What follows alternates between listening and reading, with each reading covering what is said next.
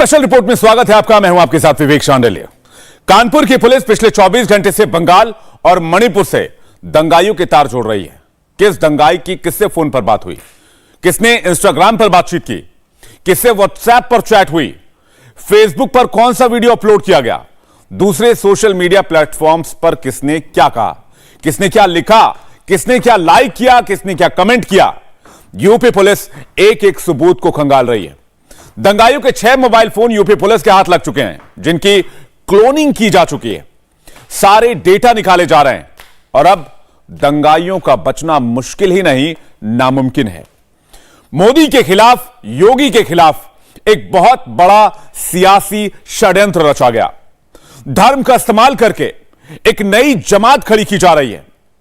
कानपुर दंगा कोई संयोग नहीं है, यह एक बहुत बड़ा प्रयोग है और इस प्रयोगशाला के तार यूपी से लेकर राजस्थान तक, मणिपुर से लेकर बंगाल तक जुड़े हुए हैं। योगी को चेतावनी देने के लिए दंगाइयों की भीड़ को मुस्लिम मोहल्लों तक कौन लेकर आया, किसने उकसाया, किसने भड़काया, पूरी क्रोनोलॉजी, एक एक कैरेक्टर इस रिपोर्ट में हम एक्सपोज करने जा रहे हैं। ये कोई गुजारिश नहीं है, खुली चेतावनी है। पहले खुली चेतावनी दी, फिर मरने मारने वाली स्क्रिप्ट पढ़ी। अगर तुमने एक्शन नहीं लिया तो फिर हम रिएक्शन देंगे। पूरी दुनिया का मुसलमान उठेगा, हिंदुस्तान का मुसलमान उठेगा। ना कानून का डर, ना पुलिस का खौफ। क्या ऐसे भड़काऊ बयानों के बाद ही देश में हो रहे दंगाई बेखौफ? अपने आका की नामूस के जो शान में गुस्ताखी की है, उसका बदला हम लेना जानते हैं। ये चीज कानूनी तौर पर सही है तो फिर हम ऐसे कानून के खिलाफ भी जाएंगे।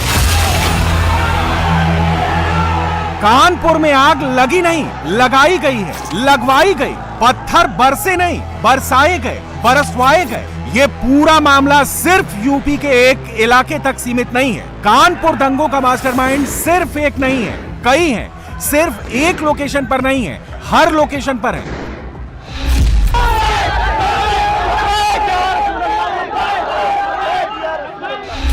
क्या मोदी और योगी के खिलाफ एक बहुत बड़ा मुस्लिम प्रयोग है?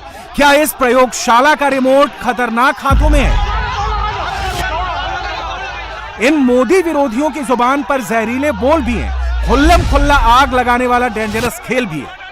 पूरे देश की हुकूमत हो, तवज्जो के साथ इस बात को सुन ले कि अगर मेरे आका की शान में गुस्ताखी उसने की है, जो कि की है, और अगर कोई और भी करेगा तो इस बात को कान खोल कर सुन ले, उस पर एक्शन ले ले। अगर एक्शन नहीं लेंगे तो मुसलमान रिएक्शन देगा, और मुसलमान जब रिएक्शन देता है तो तवज्जो से सुने, तारीख उठाकर देख ले। जब जब जिस कौम के खिलाफ मुसलमानों ने रिएक्शन दिया है, उनके लिए जमीन रब्बे जुल जलाल ने तंग फरमा दी। वो दौड़े दौड़े फिरते रहे, उन्हें जमीन का एक टुकड़ा तक नसीब नहीं हुआ। शोहरत के खातिर कि जो भी कुछ करता है इंसान सस्ती शोहरत के खातिर। कान खोल कर सुन लो, मुसलमान रिएक्ट करेगा, रिएक्शन देगा।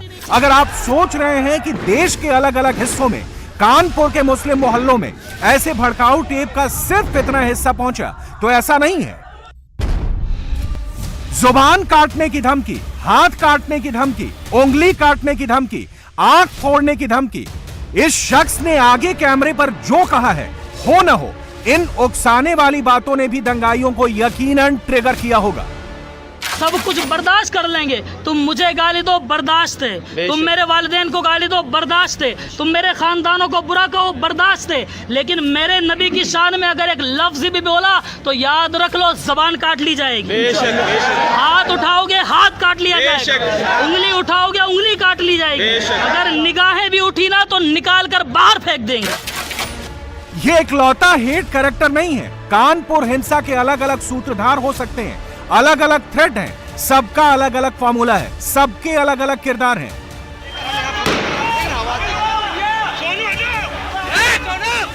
देश में जब भी कुछ बड़ा होने लगता है, कुछ अच्छा, कुछ नया, कुछ समझदारी की बातें, तो अचानक मोदी और योगी विरोधी गुट हाथों में पत्थर लेकर सड़क पर यूं ही नहीं कूद पड़ता। मौलानाओं और मौलवियों के इलाकों से मुस्लिम मोहल्लों में शोर यूं ही नहीं मचने लगता। सब सुनियोजित होता है, पहले से तय होता है। कानपुर से लेकर बरेली तक यही तो हुआ। कभी मस्जिद के नाम पर, तो कभी दरगाहों के नाम पर, तो कभी ताबाओं के नाम पर, तो कभी हमारे आका के नाम पर बार बार गुस्ताखी होती रहती है। बार बार मुसलमानों की भावनाओं को ठेस पहुंचाई जाती है। सब कुछ बर्दाश्त कर लेंगे, माँ बाप की गाली बर्दाश्त कर लेंगे, बीवी बच्चों पे जुल्म बर्दाश्त कर लेंगे, अपने आका की शान में गुस्ताखी बिल्कुल बर्दाश्त नहीं। जेल क्यों न चले जाए, नबी से बढ़कर हमारे लिए कुछ नहीं है। कब तक मुसलमान बर्दाश्त करेगा, कब तक मुसलमानों की भावनाओं को ठेस पहुंचाई जाएगी। ऐसे जिंदगी से रहना मौत पड़ता है मुसलमानों को। कानपुर में दंगाई जिस वक्त ठेले भर भर के पत्थर ला रहे थे, दूसरे पक्ष पर नॉन स्टॉप बरसा रहे थे, उनकी दुकानों को तबाह कर रहे थे, पुलिस वालों पर हमला कर रहे थे।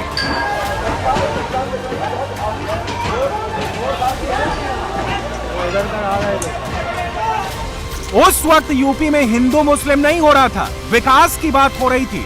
80,000 करोड़ रुपए के इन्वेस्टमेंट की रूपरेखा तैयार हो रही थी। मोदी और योगी ने खुद मोर्चा संभाल रखा था, सब अच्छा चल रहा था। मगर दंगाइयों ने अचानक माहौल खराब कर दिया, विकास पीछे छोड़ दिया, हिंदू मुसलमान तकरार को आगे कर दिया। दंगाइयों की प्लानिंग यही थी, प्लॉटिंग काफी पहले से थी। दंगाई यही चाहते थे कि अगले दिन यूपी के अखबारों की हेडलाइन बदल जाए। हुआ भी यही। ये सैंपल देखिए, आज के अखबार में पहले पन्ने पर बोल्ड एंड कैपिटल लेटर्स में बवाल की खबर छपी। पन्ना पलटा तो दूसरे पेज पर भी दंगे की खबर छपी। तीसरा पन्ना खुला तो वहां भी यही खबर दिखी। जो लोग इस कृत्य में शामिल हैं, ये एक साजिश का, बहुत बड़ी साजिश का हिस्सा है, क्योंकि वहां पर देश के यशस्वी प्रधानमंत्री, उत्तर प्रदेश के यशस्वी मुख्यमंत्री आदरणीय योगी जी और राष्ट्रपति जी सब मौजूद थे और एक जनकल्याणी योजना को लेकर लोगों में उत्साह था। ये चीजें कुछ लोगों को पसंद नहीं आ रही हैं कि कैसे न्यायपूर्ण सरकार चल रही है, कैसे कानून का राज स्थापित है। तो तुष्टीकरण की राजनीति करते हैं या जो संप्रदायवाद और अलगाववाद की बात करने वाले लोग हैं या राजनीति करने वाले लोग हैं या पॉलिटिकल विरोधी पार्टियों के साथ जिनको संरक्षण मिला हुआ है, जो उनके समर्थक या उनके सदस्य हैं, ये उनके द्वारा किया गया कृत्य है। सोचिए, अगर दंगा ना हुआ होता तो फ्रंट पेज पर यूपी के विकास की बात होती, मोदी और योगी की तस्वीर दिखती, हेडलाइन बनती कि योगी के सेकंड टर्म में पहला बिजनेस समिट हुआ। देखिए, मगर दंगाइयों का एजेंडा तांडव था, गोलीबारी थी, पथराव था और इसके लिए जानबूझकर कानपुर शहर को ही चुना गया, क्योंकि देश के दो बड़े प्रमुख प्रधानमंत्री और राष्ट्रपति कानपुर में थे। सूबे के सीएम भी वहीं मौजूद थे। कानपुर में कल देश के राष्ट्रपति मौजूद थे, प्रधानमंत्री मौजूद थे, मुख्यमंत्री योगी आदित्यनाथ, बाकी सारे वीआईपीज देहात में दौरा था। उस समय इस तरह की दंगे कराने के पीछे क्या कोई बड़ी साजिश देख रहे हैं कि सरकार को बदनाम करने की साजिश थी या बाकी यूपी में कुछ दंगा कराना चाहते थे? देखिए, ये प्रश्न तो है ही कि कल इतने वीआईपी यहाँ थे और सबके इतने लोगों के कुलसित प्रयास जो है अभी तक सफल नहीं हो पाए। और कल भी जो घटना हुई वो बहुत ही क्षणिक हुई और बहुत ही त्वरित गति से पुलिस ने कार्रवाई की और 2 घंटे के अंदर स्थिति नियंत्रण में कर ली गई। जो उपद्रवी तत्व हैं या षड्यंत्रकारी हैं जो कि शांति व्यवस्था भंग करना चाहते हैं, उनके विरुद्ध हम कठोर कार्रवाई भी अमल में लाएंगे। कानपुर को दहलाने की साजिश रचने वाला मास्टरमाइंड हयात जफर पुलिस की गिरफ्त में। वीडियो फुटेज की मदद से दंगों के 36 आरोपियों की पहचान हो चुकी है। बवाल के 12 घंटे के अंदर 24 आरोपी पकड़े जा चुके हैं। यूपी पुलिस दंगाई नेटवर्क का पर्दाफाश करने की मुहिम शुरू कर चुकी है। दंगे में और कौन कौन इन्वॉल्व था, सबकी धरपकड़ होगी, सबका इलाज होगा, ये तो कंफर्म है। 18 लोगों को मौके से गिरफ्तार किया गया। उसके पश्चात जब लोगों से बातचीत हुई, लोगों ने बताया कि ये इस तरीके की परिस्थितियाँ क्यों हुई, घटना क्यों घटित हुई, तो इसमें जफ़र हाशमी का नाम आया और उसके कुछ साथियों का नाम आया। उसी में इन्हीं के बीच के लोगों से जब ह्यूमन इंटेलिजेंस गदर करी कि उसकी लोकेशन कहाँ है, कहाँ पर है वो, तो लोगों ने बताया कि वो लखनऊ चला गया है। फिर उसको लोगों के माध्यम से उसको ट्रैक किया गया और तत्काल लखनऊ टीम भेजी गई और टीम को सफलता मिली जब हाशमी एवं उसके 3 साथी उनको गिरफ्तार किया गया। हम लोग चेक करा रहे हैं इनके व्हाट्सएप किस ग्रुप से जुड़े हुए हैं, इंस्टाग्राम किस से जुड़े हुए हैं और किस किस से इनके द्वारा पिछले 7 दिन में 10 दिन में बात की गई। तो उस बातचीत से इनका पूरा नेटवर्क उसको हम लोग खंगाल रहे हैं और उस नेटवर्क के माध्यम से सब अन्य लोग हैं उनको आइडेंटिफाई करके उनके खिलाफ कार्रवाई की जाएगी। कानपुर में वीवीआईपी मूवमेंट के दौरान हुआ बवाल अचानक नहीं हुआ, इसकी पटकथा पहले ही लिखी जा चुकी थी। लोकल लेवल पर दंगे के मास्टरमाइंड हयात जफर ने हमले की स्क्रिप्ट लिखी और पर्दे के पीछे से पॉपुलर फ्रंट ऑफ इंडिया ने भी धर्म वाले आग में घी डालने का काम किया। पीएफआई ने 3 जून को पूरे देश में विरोध प्रदर्शन का कॉल दिया था। अलग अलग लोकेशन पर ऐसे पोस्टर छपवाए गए, सबके हाथों में पकड़ाए गए। नेशन वाइड प्रोटेस्ट ऑन 3 जून वाले मैसेज हर मुस्लिम मोहल्ले में डिलीवर करवाए गए और दंगे की फाइनल शूटिंग के लिए मोदी के कानपुर विजिट वाले दिन को चुना गया। सर्विलांस का जिक्र किया, मणिपुर के नंबर्स का जिक्र किया, वेस्ट बंगाल के नंबर का जिक्र किया। क्या पीएफआई से किसी भी तरीके का संबंध लग रहा है सर अभी तक की जांच में? देखिए, जो मणिपुर और वेस्ट बंगाल का मैंने पीएफआई का मेंशन किया था वो ये था कि मणिपुर और वेस्ट बंगाल में 3/6/2022 को वहाँ पे कॉल हुआ था बंद का।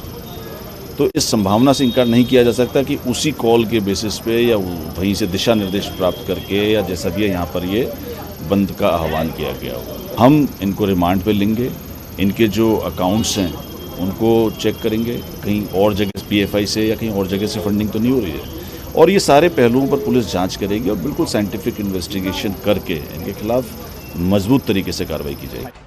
क्या कानपुर के दंगाइयों और पीएफआई का डायरेक्ट कनेक्शन है? जवाब बहुत जल्द मिल जाएगा, लेकिन इतना तो कंफर्म है, पर्दे के पीछे कोई ना कोई गठजोड़ तो जरूर है।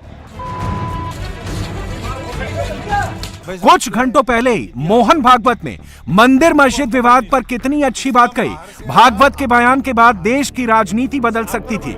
मंदिर मस्जिद विवाद खत्म हो सकता था, रोज रोज की बहस खत्म हो जाती, रोज रोज का तमाशा बंद हो जाता। मगर मोदी विरोध और योगी विरोध के चक्कर में नफरत की बिसात पर अपनी सियासत चमकाने वाले ऐसे कतई नहीं चाहते। उन्हीं में से एक नाम बैरिस्टर ओवैसी का भी है। भाईजान ने भागवत के बयान पर पहले 17 ट्वीट दागे और अब नई स्क्रिप्ट, नई थीम के साथ शेरो शायरी कर डाले। क्रोनोलॉजी समझिए, ये शुद्ध रूप से मोदी विरोधी थ्रेड है। इसीलिए बार बार भाईजान मुसलमानों को मोदी का थ्रेड दिखा रहे हैं, डरा रहे हैं, बरगला रहे हैं। उन्होंने कहा कि हर मस्जिद के अंदर शिवलिंग ढूंढने की कोशिश मत करो। उन्होंने कहा मंदिर मस्जिद का झगड़ा अब नहीं होना चाहिए, हिस्ट्री में जो हो गया सो हो गया, और कहा किसी को डराने की कोशिश मत करो। इसमें क्या गलत है? गलत अल्फाज का इस्तेमाल तो सही है, मगर नियत और जो माजी में जो हुआ उसको हम देखकर कह रहे, अच्छा चलिए आपकी बात सच है, ये जो पिटिशनर्स हैं क्या अपना केस वापस ले लेंगे? क्या वो सरसंघचालक की बात को मान लेंगे? मान लो, बोलिए चलिए वापस ले लो, बोलिए केस को, जो केस मथुरा में डाला आप वापस ले लीजिए। आप, मैं आपसे कह रहा हूं कि ये सिर्फ डाइवर्जरी टैक्टिक है। तो ये तो कभी अगर एक आदमी ने पहल की है कि भाई चलो जो हो गया सो हो गया, उसको भूलो, अब आगे से झगड़ा मत करो। क्यों, क्या भूलें? नहीं, आप अगर आप कह रहे हैं मुगल, मैं कह रहा हूं कि आजाद हिंदुस्तान में संविधान बनने के बाद आपने सुप्रीम कोर्ट को वादा करने के बाद आपने मस्जिद को शहीद किया। आज आप मुझसे कह रहे हैं मैं आपकी बात का यकीन कर लूं। उस पे उर्दू का शेर याद आ रहा है कि सितमगर तुझसे उम्मीद वफा होगी जिन्हें होगी। हमें तो देखना यह कि तू जालिम कहां तक है। अब आप उसमें जालिमी ढूंढते रहिए और ये झगड़ा कभी खत्म नहीं होगा। इसके लिए कहते हैं कि जिनके घर शीशे के बने होते हैं दूसरों के घरों पर पत्थर नहीं फेंकते। वैसे साहब, अरे हमारा तो घर ही नहीं है रजत जी, हमारा तो घर बर्बाद कर दिया ना आरएसएस ने। हमारा तो घर ही नहीं है, ना उसमें शीशा है ना उसमें कुछ है। आपने तो बुलडोजर लगा के अब तो घरों को तोड़ते जा रहे हैं बगैर किसी नेचुरल जस्टिस को इस्तेमाल करे। तो मेरा घर कांच का कहां है? कांच का घर तो अभी मोदी जी का हो गया। देश के प्रधानमंत्री को 91 के एक्ट के ऊपर बोलना पड़ेगा। वही रजा एकेडमी, वही मौलाना, वही पीएफआई, इस वक्त एक ऐसी चिंगारी जलाई जा रही है जिसका मकसद ये है बस मोदी विरोधी लाइन पर रहना। ओवैसी से लेकर मौलाना तक हर कोई जानबूझकर नैरेटिव बना रहा है कि मोदी से लेकर भागवत तक किसी की बात नहीं मानेंगे, सबकी लाइन फिक्स है, हर चीज में बाबरी वाला एंगल फिट करना है। मुसलमानों के साथ ये हो रहा है, वो हो रहा है, इस्लाम के खिलाफ बातें कही जा रही हैं, यही नैरेटिव चलाना है, फिर चाहे गाली गलौज ही क्यों न करनी पड़े। भोंकते रहते हैं, ये तो ऐसी कौम में पैदा हो गई है मुआशरे में हिंद के अंदर जो मुस्तफा जाने रहमत पर भूख नहीं है, लेकिन अल्लाह की इज्जत की कसम मैं इस जिम्मेदार स्टेज से ये ऐलान करता हूँ, ये उलमा हो, बरेली के उलमा हो, जो भी मैं दूसरों की बात नहीं जानता, लेकिन जो मेरे इमाम के नजरिए पर खड़ा है, जितनी मर्तबा भी कोई पत्थर गुंबदे खजरा की तरफ चलेगा उतनी मर्तबा हम उस पत्थर का जवाब जरूर देंगे, जवाब जरूर मिलेगा। जब जब कोई तीर गुंबदे खजरा की तरफ चलेगा तो बखिया तुम्हारी भी उधेड़ी जाएगी। याद रखना, दूसरे के धर्मों पर पत्थर चलाने वालों, याद रखना इस्लाम का वो दामन इतना शफाफ है कि तुम सारी जिंदगी लगा करके भी इस्लाम के दामन पर एक धब्बा नहीं दिखा सकते। लेकिन खुदा की कसम, जिस दिन हमने किसी ऐरे खैरे धर्म के बारे में चिट्ठा कच्चा खोलना शुरू किया तो मुंह छुपाना मुश्किल हो जाएगा। जिस दिन हमने तुम्हारे ऊपर बोलना मुंह छुपाना मुश्किल हो जाएगा। हजारों की भीड़ के सामने ऐसे मजमे रोज लग रहे हैं। कानपुर से लेकर यूपी के हर मुस्लिम मोहल्ले में, हर गली नुक्कड़ पर हेट स्पीच वाला टेप ही बज रहा है, नॉन स्टॉप बज रहा है। जो हिंदुस्तान के जर्रे जर्रे से हमारी गवाही मिलेगी। याद रखो, याद रखो, खुदा की कसम एक बहुत जरूरी बात कह रहा हूँ, बहुत अहम बात कह रहा हूँ। याद रखो, तुम कहीं कहीं पूछते हो, कहीं कहीं से तुम्हें निशानात मिलते हैं, कहीं कहीं से तुम्हें अपने मजहब का सबूत मिलता है, लेकिन खुदा की कसम जिस दिन अल्लाह के किसी वली ने हिंदुस्तान के जर्रों को मुखातब कर दिया तो हिंदुस्तान का जर्रा जर्रा पुकार कर कहेगा अस्सलातु वस्सलामु अलैका या रसूल अल्लाह, अस्सलातु वस्सलामु अलैका या हबीब अल्लाह। उस दिन का इंतजार करो, उस दिन का इंतजार करो। निशानियां ढूंढने वालों और मस्जिदों में निशानियां ढूंढने वालों, उस दिन का इंतजार करो जिस दिन जर्रा जर्रा पुकार कर कहेगा, और कहता है पुकार पुकार कर। याद रखना, जुल्म की भी एक हद होती है, एक इंतहा होती है। संघ प्रमुख जब इतिहास की बात करें तो मोदी विरोधी बोलते हैं, इतिहास की बात क्यों करते हैं? जब वर्तमान की बात करें तो एंटी मोदी इकोसिस्टम इतिहास इतिहास करने लगता है।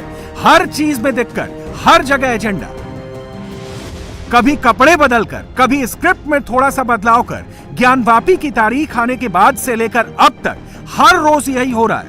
कानपुर दंगे के बाद भी यही नैरेटिव चल रहा है। अभी गनीमत है सब्र मेरा, अभी लबालब भरा नहीं हूँ। वो मुझको मुर्दा समझ रहा है, उसे कहो मैं मरा नहीं हूँ। वो कह रहा है कि कुछ दिनों में मिटा के रख दूंगा नस्ल तेरी, है उसकी आदत डरा रहा है मेरी फितरत डरा नहीं हूँ। हर जगह अब शिवलिंग नजर आ रहा है, हर जगह खुदाई करो बस मंदिर निकल आए। भागवत ने कह दिया कि हर मस्जिद में शिवलिंग क्यों तलाशना, पर ऐसे कैरेक्टर्स का टेप तो बस एक जगह ही अटका है। मेरे सब्र को आजमाया न जाए, मेरे सब्र को आजमाया न जाए, खुदा के गजब को बुलाया न जाए। आज हमारे सब्र का इम्तिहान लिया जा रहा है। हिंदुस्तान के मुसलमानों की दिल आजारी की जा रही है। हमारे पैगंबर नबी आखिरुज़्ज़मा अल्लाह के महबूब हजरत मोहम्मद मुस्तफ़ा सल्लल्लाहु ताला अलैहि वसल्लम की शान में बार बार गुस्ताखियां करके, बार बार हमारे नबी की अजमत पे हमला करके आज हमारे दिलों को दुखाया जा रहा है, हमारे सब्र का इम्तिहान लिया जा रहा है। याद रखना ए मुसलमानों, ये इस किस्म के लोग जितने हैं ये इसलिए ज्यादा और उछल रहे हैं कि हम खामोश हैं, और मुसलमान इसलिए खामोश नहीं कि कमजोर है, मुसलमान इसलिए खामोश है कि मुल्क का माहौल खराब ना हो। लेकिन जब बात मेरे आका की अजमत की आए, जब बात मदीने वाले मुस्तफा की आए, तो खामोश रहने की जरूरत नहीं है। खामोश रहने से कुछ नहीं होगा। ए मेरे अजीजों, मैदान में निकलना पड़ेगा। आज देखो मुल्क के अंदर एक तबका है, एक पूरी कम्युनिटी है, उसकी धार्मिक आस्था, उसको आस्था यहां समझा जा रहा है, और हमारी धार्मिक आस्था, हमारी मजहबी कदरों का किसी को कोई ख्याल नहीं। यहाँ पर सैकड़ों मुसलमानों का कत्ल होता है, यहाँ पर कभी कोई आंसू बहाने वाला नजर नहीं आता, कोई सोग मनाने वाला नजर नहीं आता, हुकूमत को जरा सा फर्क नहीं पड़ता। यहाँ मुसलमानों के साथ कुछ भी हो, हुकूमत उस तरफ जरा सी तवज्जो नहीं करती है। मैं बड़ा हैरान हूँ, 3 तलाक का मसला आया, हुकूमत ने पूरा जोर लगा दिया। किस लिए? हवाला दिया गया कि मुस्लिम महिलाएं, मुस्लिम खवातीन के हक के लिए हम लड़ रहे हैं। ऐ मुस्लिम खवातीन के हक की खातिर लड़ने वालों, जब मुसलमानों पर जुल्म होता है, जब मुसलमानों का दिल दुखाया जाता है, जब मुसलमानों के पैगंबर की तौहीन होती है, फिर तुम कहां चले जाते हो? फिर तुम्हें क्या हो जाता है? 9 साल शुरू हो गया।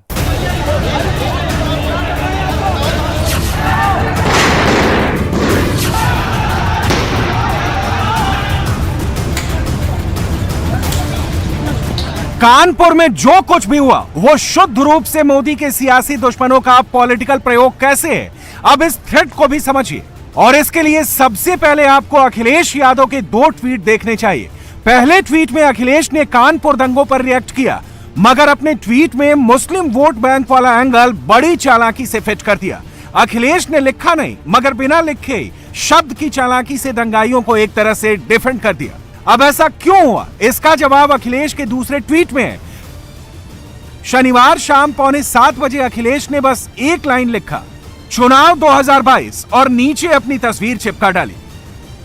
कुछ समझ में आया? कानपुर में हुई हिंसा का डायरेक्ट ना सही, इनडायरेक्ट कनेक्शन तो रामपुर और आजमगढ़ में होने वाले लोकसभा उपचुनाव ही है।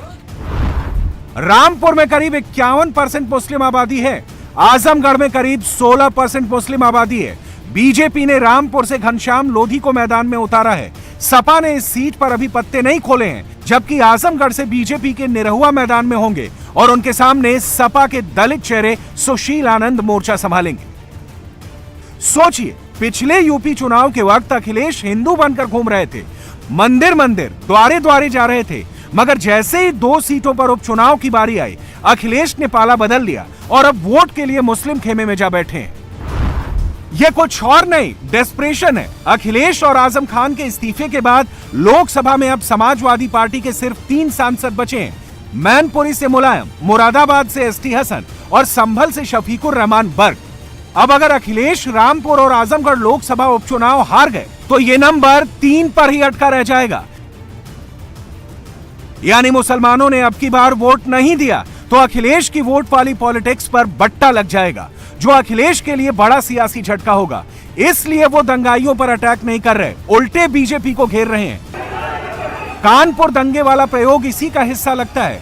तभी तो पॉलिटिक्स के नाम पर, कुछ मुसलमानों के नाम पर पत्थर पकड़ाकर, मुस्लिम मोहल्लों में भीड़ भड़काकर मोदी के खिलाफ राजनीतिक षड्यंत्र हो रहा है और मंदिर मस्जिद वाले भड़काऊ डायलॉग्स पर फुल स्टॉप नहीं लग रहा। आज का जो वक्त है ना, बहुत आजमाइश का है, बहुत सब्र का वक्त है, आजमाइश का वक्त है। हिंदुस्तान में जगह जगह पर आप सुनते रहते हैं कैसे कैसे लोग बोलते हैं, मुसलमानों के खिलाफ लोग कितना बोलते हैं, मस्जिदों के खिलाफ लोग कितना बोलते हैं। कहीं पर यह है कि हम यहाँ पूजा करेंगे, कोई कहता है मैं इस मस्जिद में पूजा करूँगा, कोई कहता है इस मस्जिद में पूजा करेंगे, कोई हमें रोक के दिखा दे। क्या मजाक है बिल्कुल। लेकिन वो लोग जो मज़हब इस्लाम को नहीं मानते, वो कहते हैं कि हम मस्जिद में जाएंगे, पूजा करेंगे, कोई रोक के दिखा दे। किसी की मजाल नहीं है कि मस्जिद में आके पूजा कर ले, मजाल नहीं।